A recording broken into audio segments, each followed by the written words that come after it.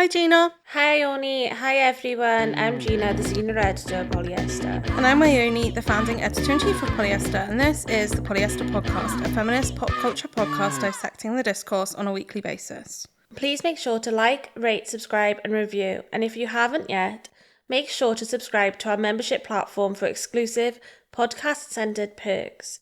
We're offering exclusive video episodes, secret mini episodes, and even episodes centered on what you want us to talk about across different tier options. Go check it out at the link in our description. Do we have any reviews, Ione?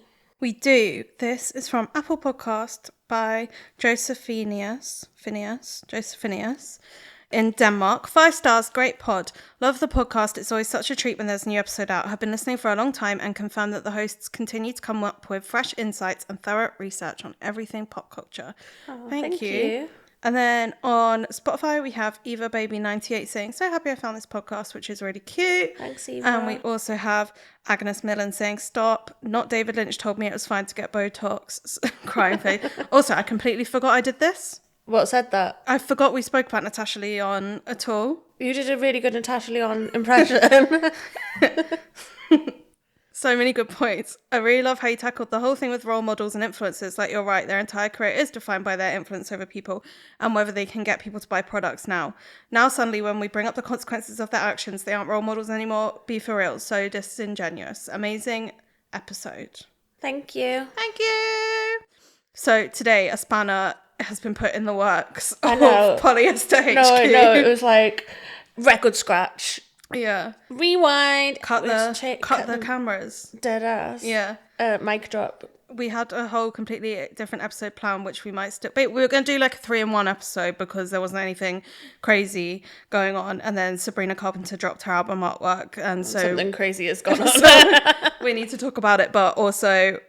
She dropped it Wednesday the 11th and we're recording on Thursday the 12th, so please bear in mind if anything happens. Yeah, because I think she's going to do like a, got you, and reveal it's someone else. Oh, Gina has a... Wait, Let me describe what happened. Yeah, let's describe and then you can have your galaxy-brained theory. And if I'm right, but this...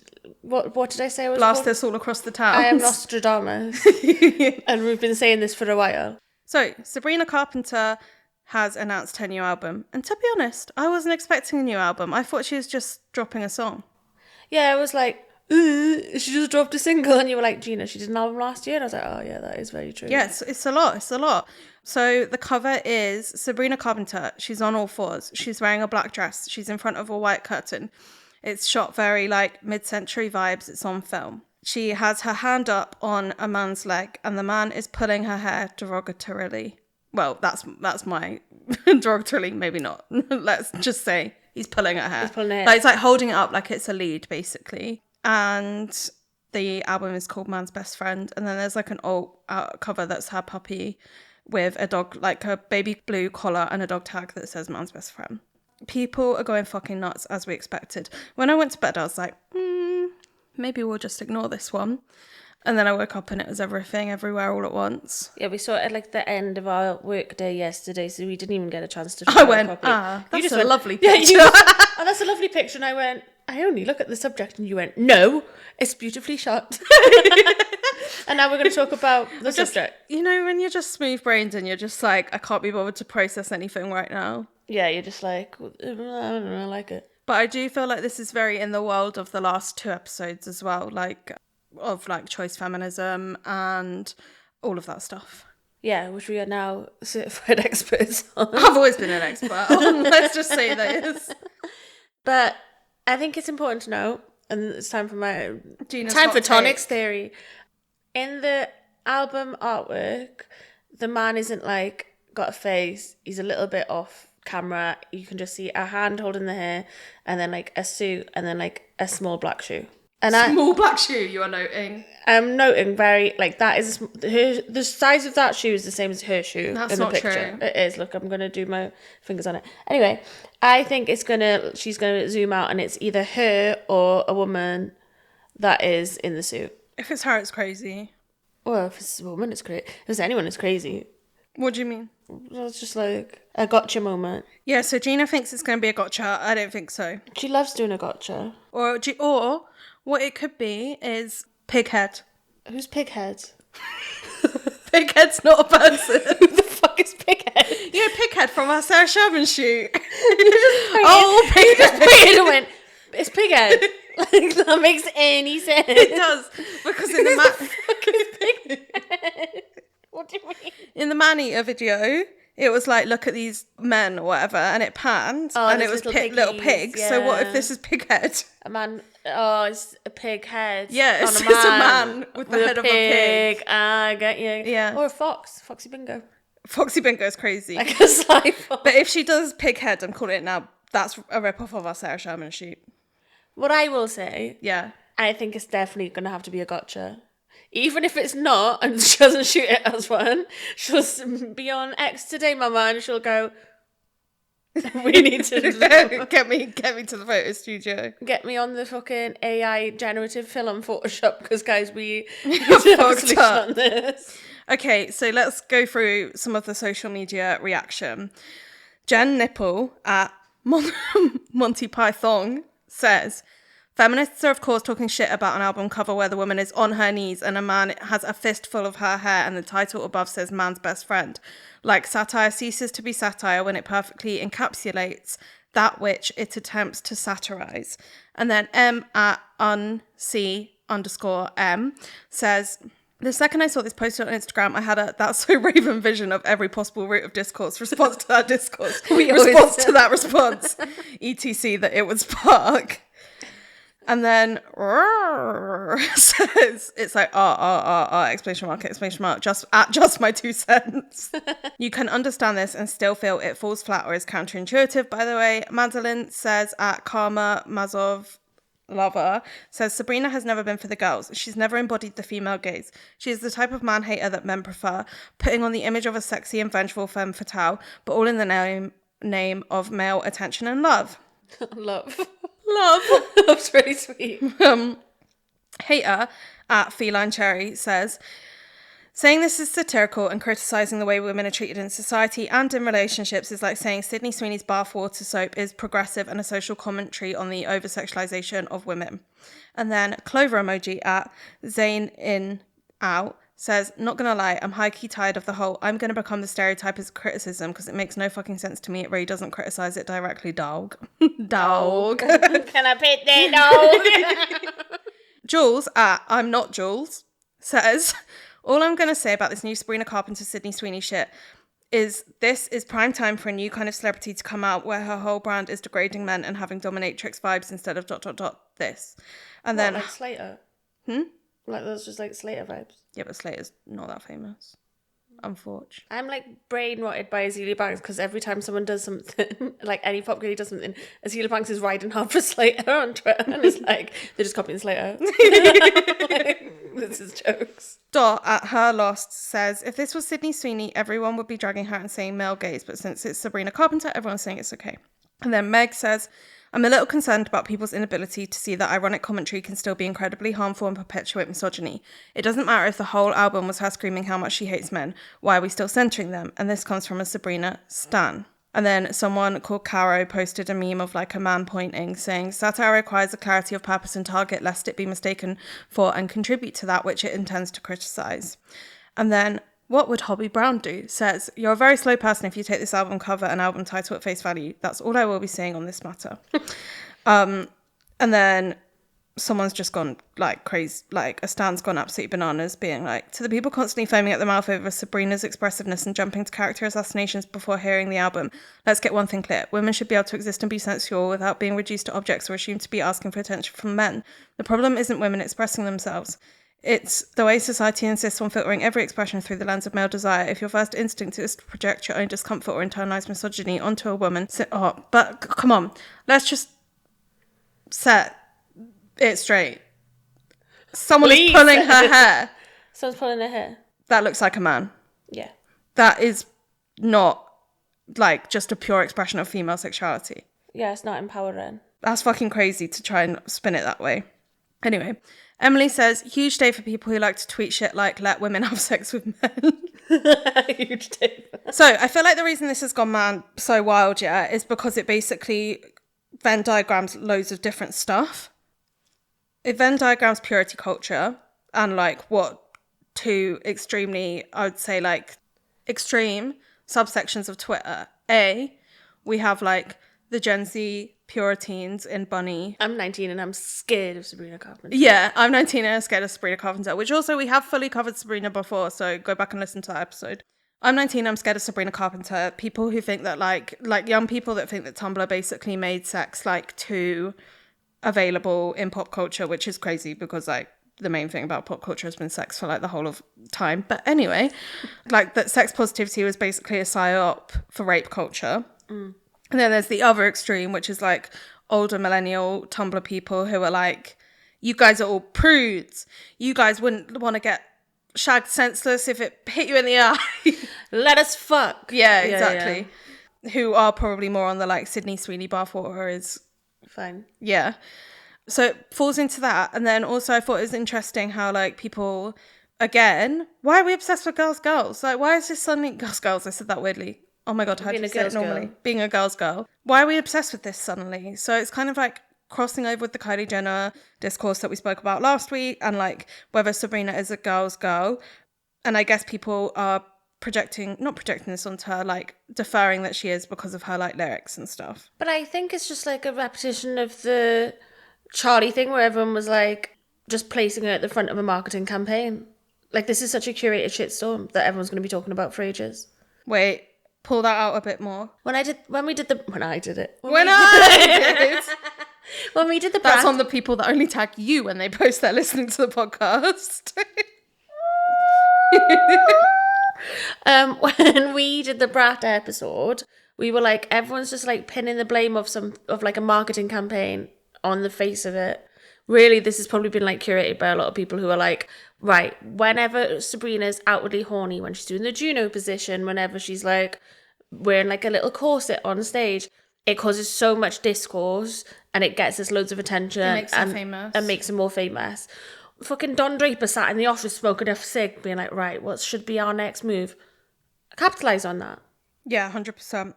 And also, but the thing is, I will say, like, obviously, yeah, this is a tale as old as time, but I think something that's new and potentially interesting is that I feel like from looking at socials over the past like month, let's say, the topics that we have been approaching on this podcast that have been generally in the discourse, it feels like the pendulum is swinging somewhat more into, for a while, and I don't think it's anything necessarily to do with like one facet of culture like sex positivity or whatever, but we're seeing the pendulum swing back in the pop industry that like women sex sells again, whereas like for a while it wasn't that. Like people were talking about self-love, people were talking about like being confident, people were talking about this, all the pop songs were like that. Nothing was like overtly sexual apart from like WAP obviously, but then that's now pendulum swinging the other way and the girls are like overtly sexualizing themselves or being overtly sexualized again. Also, like, where does the line get drawn over who is overtly being sexualized and who's sexualizing themselves in these scenarios? Because like, as you said, it's like we're expected to be able to hold in our mind that pop stars are individuals, but they're also basically a product. And I don't mean that in a dehumanizing way, but I feel like it's become crystal clear like over the past few years that yeah, these people are essentially packages that we're being sold like ideas through, clothes through, politics through, and obviously that's always been the case, but I don't know why we have decided that they have so much like autonomy in that. Do you know what I mean? Yeah, I think drawing the line in the sand, like we've just seen Addison Rae performing in her knickers across different cities in the world, and it's not getting any of that discourse. It is. I don't think so. No, it 100% is. Go on then. I've seen so many comments on all of the videos of her performing being like, this is so disgusting, like this isn't even a stage costume, like this is basically just like her in her knickers, she's not even trying, blah, blah, blah, blah, blah. But I think like the people who will jump to defend Addison would really easily stand on Sabrina's neck. Yeah, 100%. Because no, this is another thing as well where it becomes like about whether someone's like perceived as cool or not, basically, or like, you know, like artistic. Yeah, exactly. Like Addison was on that podcast, I don't know which one, sorry. And she was like, taste is a privilege, because she was like, oh, basically I just did those TikTok dances to get famous and now I can like be who I want to be, like, and I have all these references to pull from, blah, blah, blah, blah, blah. It's like, sorry. Taste is a privilege for you. Like, someone that can afford to curate your taste Yeah, that's a privilege. Taste is a privilege in many different ways, but the only reason people think Addison is like highbrow is because of her friends and all of the like music videos who she's working with, the creative team. I also think in the like Addison versus Sabrina debate, like why are we pitting them against each other? Like, we're gonna get so many of that together. Like conversation then is that Addison, made herself famous and then kind of got to pick these things. Sabrina's been locked down since like fucking childhood. Like she was a child actress. She got into a record label. She's literally already had like 4 or 5 albums before this. I think it's 5. People are seeing this as like her sophomore album. It's not 7. It's like she's on 7 now, I think. Yeah, she's done her fucking time, but she's probably locked into like these mad contracts. She has like this team that are pushing her towards like a specific vision. Like it's very different. Like a machine than I think Addison's probably operating under. I don't agree. What do you think mean? they both have massive machines. But I think Addison's signed to a major label as well. She's got more freedom for sure. I don't know. It's coming across that way. Yeah, exactly. It can be perceived that way. I guess why are we perceiving it differently? Because of what I just said. Because like one has cool people on their team and one has like an anonymized team that we don't know about. Yeah, that makes sense. Should we go to a break? Yeah. We're back from the break. Bum, bum, bum. I think we should also talk about the satire element of the discourse as well. So people are saying like, no, Sabrina's more clever than this. Like, it's obviously satire. But yeah, obviously we read out some tweets. And like another tweet that's by Deezer says, hot take, intentionally reproducing a misogynist aesthetic, even under the guise of satire, doesn't subvert it. It reinforces it. It aestheticizes the very tropes it claims to critique. Engage with it critically. I think this is something else that's really interesting about the discussion, because like about everything, about how we consume things, is that like, I don't know, like we're immediately expected to understand it on every level. And also I think we've really flattened how we view audience. Like we don't view audiences as like, we just view that everyone's the same as us. Yeah, we assume that everyone's a fan at the same level as one another as well. Like if you look at that and you're clued in, then you can be like, oh, I understand, like she has this gimmick where she's pretending to be like an overly sexual like Minnie Mouse figure. But if you don't, you're just seeing a girl being like having her hair pulled on an album cover. Yeah, and I also think like not to be like, oh, the kids, but it's like an 11-year-old doesn't know that that's satire. And it's the same with like so much sexualized imagery. Like I've probably talked about on this podcast before, like having an argument with my head of course at uni because she was trying to say like American Apparel ads were really good and great and clever and postmodern because they were satirical. And it's like, yeah, but you're driving down the street and you're 12 or 13 or 14 or whatever, and you just see a girl with her legs open. You don't understand that that's satire. And is it even satire? But I think it's interesting, for example, what you were saying just before we jumped on. People are now grouping it with like the Chapel Roan Drag Race appearance, in which her like panel outfit was a blow up sex doll. Like she had like a suit on that looked like it basically, and it said like it had like the hole and like everything and the wig, and at the time people were like they were doing the same thing basically, saying, but not even saying it was satire, they were just saying it was sexist, which like I thought, why is Sabrina already like immediately afforded satire when Chapel's not? Well, I think I think people were like jumping to Chapel's defense, but just not as quickly. But not with satire. I would say not with the intellectualism as well. I've seen some intellectualism, especially when the episode come out, but I'm like deep in the Drag Race Twitter. Drag Race lore. But also, I think these two comparisons show a really important like point of difference in satire, in that like Chapel is queer, Drag Race is queer. Like it's existing on not a heteronormative platform, especially like in a platform where the point is that it's toying with gender norms and like femininity, and at a time when drag's so political, to go in and be like, I'm also going to do a political look like as a pop star as well, I think is poignant. And her adopting that gaze, like her adopting that aesthetic, is automatically subverting it because of her identity as a lesbian. Like and that's what good satire is. Like not necessarily, but as in like satire is all about like, yeah, like taking something out of a context to show the holes in it. Like for example with Chapel, maybe it wouldn't have been as effective, but it still could have been if it was her album cover, because like that's such a mass platform and like not But still, she exists within the realms of like queerness. So it's like, even like a woman dressing like that. But I also think like that image is one that if we are gonna think of the children, you see like a girl dressed as a doll, you only know it's a sex doll if you're an adult. yeah, no, 100%, I agree with you. So you can like connect those dots. Whereas like if you're seeing a woman on all fours having her hair pulled by a man, regardless of age, regardless of like understanding, you know what that image is referencing. Yeah. And it's referencing a patriarchal point of view. Even if like, say you went down the route of being like, it's a king thing, let's not king shame. Oh, don't. Can we not? Please. Like, it's empowered for a woman to like what she likes, like justice bottoms. It's like that isn't what automatically that like translates as. Yeah. And we need to like take an image is like what am I trying to say?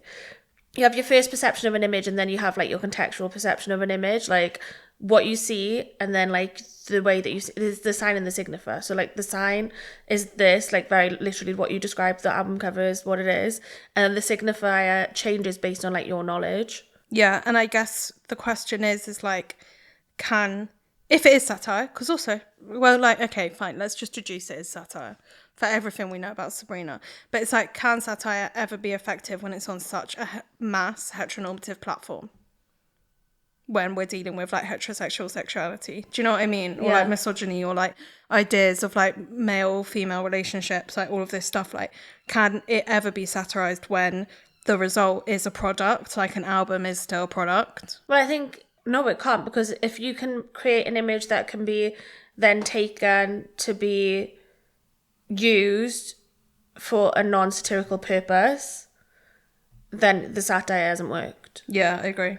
Because like, say that you make like, I'm trying to think, like say I made a sexist joke and then that joke got taken by like a fucking incel forum and perpetuated around, they're seeing it for like the original, not for the original intent, but for their own intent. And that's what this image can do. And I didn't actually quite get to this point, but what I was going to say was, I feel like there is more of a turn of the tide because we are seeing so much overtly sexualized imagery, like the Sydney Sweeney bathwater, like Sabrina Carpenter, even like Addison Rae, that people are feeling. And because we like America living under like a fascist president who is trying to strip away women's rights, like many people are living under like right-wing extreme conditions, it does feel like, for example, now compared to a year ago, there's more of an extreme backlash against this, which I think is like ultimately obviously a good thing. Like, I'd like to see less sexist imagery in the world, and I also think it's kind of a good thing if this like return to overt sexualization can just be nipped in the bud. Yeah, if it's the pendulum thing, isn't it? Like it will push for overt feminism, hopefully. I'm so fucking sick of pendulums though. Can we just not stay in the good bit forever? Like, I can't be asked anymore. Swing.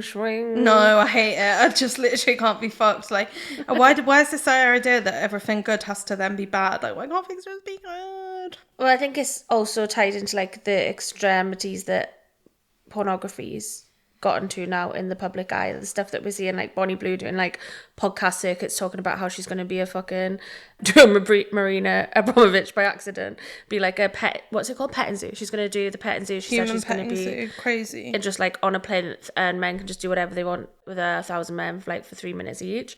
And it's like those kind of ideas of like really intense like pornographic fetish content would have been so hard to come across even like 10 years ago. Like, it's just something that wouldn't cross the mainstream mind, and now like everyone's seen her talking about that on Instagram, on Twitter, on Facebook, and people are talking about it, and it is having that backlash. And I think that she even has cancelled it now, but with that being normalized through that kind of discourse, as it definitely has a knock-on effect to this kind of stuff being normalized. I also think it's not even that, it's another like that we were going to talk about on this episode before this happened, Grok, like people using Grok, which is Twitter's AI extension, to like edit women's faces to have like cum all over them.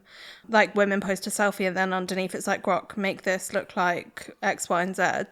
And it happens. It's like, yeah, we are so used to like just wall to wall on the internet, and likely in real life as well, being slammed with misogyny, slammed with like men just hating women all the time. Like, not just that, obviously, like racism, sexism, homophobia, just back walls and walls and walls of it. Like, there is going to be a breaking point, and why would we want to see that in something escapist like pop music? Especially when I feel like last year we came off like a really good year of pop music.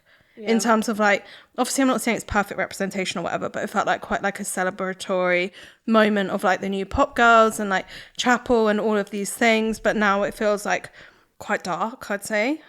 Yeah, definitely. And I think the grok stuff was really making me like so aware of like how men use sex to like humiliate women. Like they don't see an image like Sabrina Carpenter's cover, or one where they've managed to like haha, she got me. Yeah, also like even like those images where they're getting girls selfies and making it look like they've fucking had a cum shot on their face, with like their tongue out gooning. They are making them do that because they think that's humiliating. They think like a woman enjoying sex is humiliating because they think having sex with a man is like an act of power.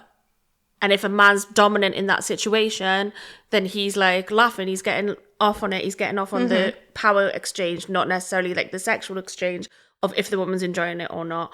And that's what that boils down to as well. Yeah, it's dark times. Yeah, it's grim, and it's so sad because I think I'm definitely sex positive, and you want to have those like empowered female sexual moments in pop culture where women are like able to express themselves in such a way. But we're in such like a dark time now politically that something like this where we do have to give Sabrina the benefit of the doubt that she's trying to be subversive. Just can't be read like that. It would never be read like that in the moment that we're in. And I also think it's weird for me as like a plus size woman, or like any other kind of like marginalization other than just being a woman, like seeing a petite, blonde, thin woman playing into this archetype just doesn't really play as well for me. Like, I think like it would be so much more subversive if it's someone in like a much more body that isn't seen as sexualized already naturally. And I think that obviously that might be like, people might be like, well, she's allowed to do what she wants. But then again, that just boils down to like choice feminism. And we need to like think about like the things that are the imagery that we produce portrays. I don't think I would find it more empowering if it was a more marginalised person. I think like a marginalised couple. I don't know. But I think there's like an upswing, which I have already said, but it is good to see people be critical of their media. But equally, people are kind of just mudslinging, being like, you've got no media literacy. Yeah. People are just mudslinging, being like, you've got no media literacy. And then like other people are swinging it back, being like, no, you're just like a killjoy. And then people are swinging it back, being like that. And nothing really happens in those discussions. So we're at a deadlock. Yeah, I think the worst thing that happened for like any of us is... Any of us. Yeah. The right being like, you're a killjoy. Like getting to like latch on and being like, that's a killjoy. Like you've ruined the fun. Like you're just a precious snowflake. Language, because really we should have grabbed that to like use against them. I mean, that's just like so old school though as well, isn't it? Like feminists being killjoys is a tale as old as time. Yeah, it's just horrible because it's literally the other way around. Like, oh, you've been a killjoy by being a massive sexist, so let's just leave it there. I'm not being a killjoy by saying sexism is bad. Tell them. And with that, thank you so much. See, we did do half an hour. I knew we'd get there. Well, let's do our secret episode on something that we didn't talk about. La boo. We'll see. We'll see. Anyway, thank you, Ione, for hosting with me. Thank you, Gina, for hosting with me. Thank you for the research, Zakia. And thank you for the edit, Olivia. And thank you for the sound tech, dear Charlotte. And thank you, dear listener, for listening to us. 100%. And thank you, members. Just a little bit more. Oh, yeah. Bye. Bye.